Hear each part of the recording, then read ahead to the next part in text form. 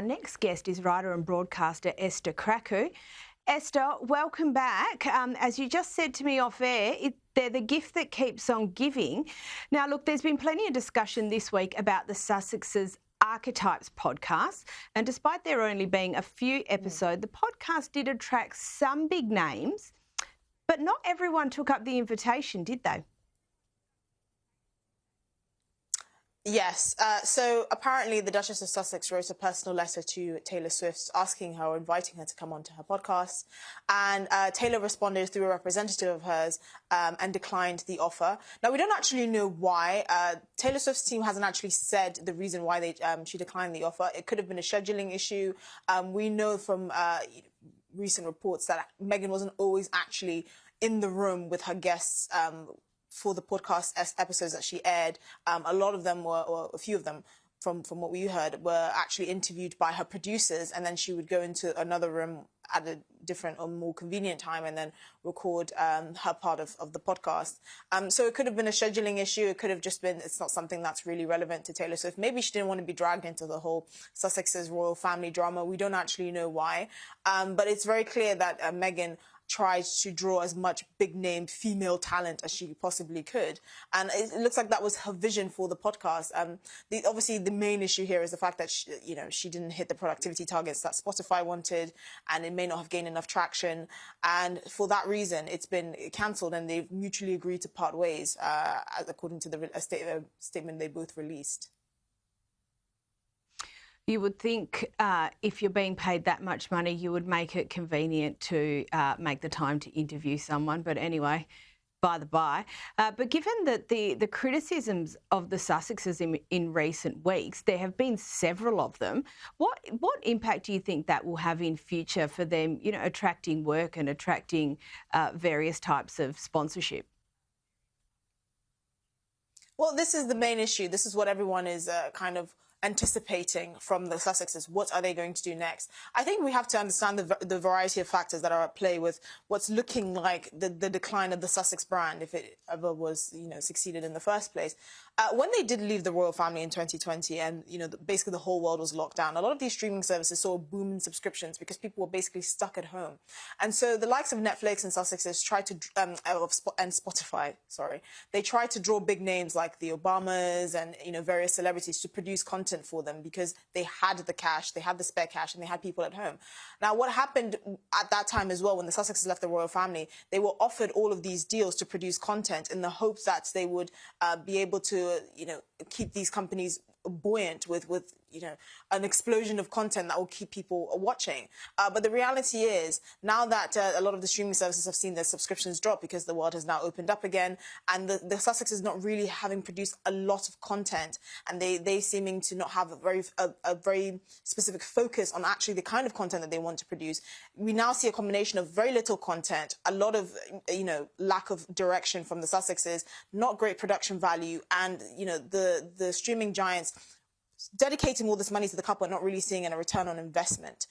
So that really is kind of the perfect storm for them, because they don't have a reputation in the industry now for producing good quality content. The idea that they're going to keep drawing eyes to them and attention is again waning, and their reputation is also falling by the day.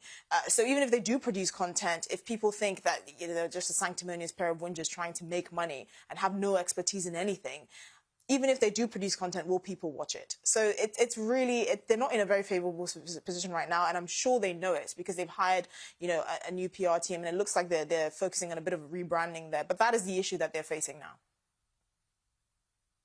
And on that rebrand, let's talk about that. Is that enough? Well, first of all, what will they do? What's in train, and will that be enough? Well, I suspect, and this is my personal opinion, that it's too little too late, and the penny has dropped too late for them to do anything. The reality is, when they left the royal family, that was when most of the bulk of the work should have started. That's when they should have really curated their brand more carefully. because effectively that's what's going to pay them. In the interview that Harry gave to Oprah, he said, their plan wasn't to effectively go into Hollywood and get all these deals from streaming giants, but when he left the royal family, he'd effectively been cut off financially and needed a way to pay for his family's security. So in his own words, he was happy to sell his stories and his experiences in the royal family, him and Meghan's, to make money to effectively shore up his family's security and, I guess, make a buck or two extra while they're at it. But that doesn't really go down well with very many people.